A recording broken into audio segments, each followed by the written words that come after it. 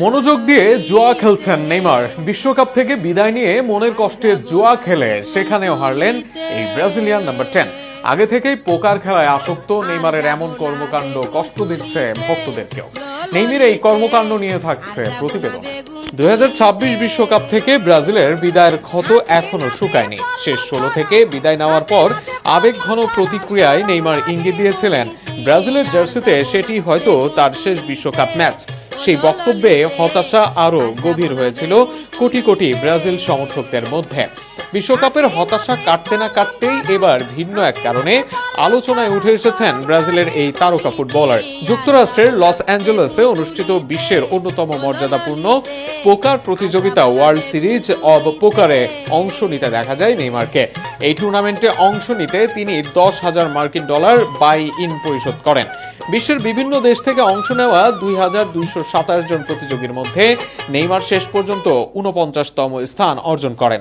যদিও প্রতিযোগিতায় টিকে থেকে তিনি প্রায় $4,000 মার্কিন প্রাইজ মানি পান, তবুও অংশগ্রহণের তুলনায় তার আর্থিক ক্ষতি হয় প্রায় $6,000 মার্কিন। অর্থাৎ জুয়ার টেবিলে লাভের মুখ দেখতে পারেনি ব্রাজিলিয়ান সুপারস্টার। ঘটনাটি প্রকাশ্যে আসতেই সামাজিক যোগাযোগ মাধ্যমে শুরু হয়েছে তীব্র আলোচনা।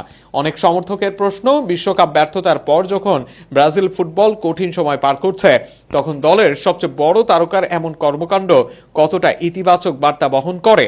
আবার অনেকে মনে করছেন ব্যক্তিগত সময় যে কোনো বৈধ প্রতিযোগিতায় অংশ নেওয়া একজন খেলোয়াড়ের ব্যক্তিগত সিদ্ধান্ত।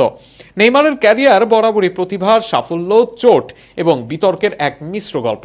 একসময় মনে করা হতো লিওনেল মেসি ও ক্রিস্টিয়ানো রোনালদোর পর বিশ্ব ফুটবলের সবচেয়ে বড় তারকা হয়ে উঠবেন তিনি। কিন্তু দীর্ঘদিনের ইনজুরি, মাঠের বাইরের নানা বিতর্ক এবং অনিয়মিত পারফরম্যান্সের কারণে সেই সম্ভাবনার পূর্ণ বাস্তবায়ন ঘটেনি বলে মনে করেন অনেক ফুটবল বিশ্লেষক।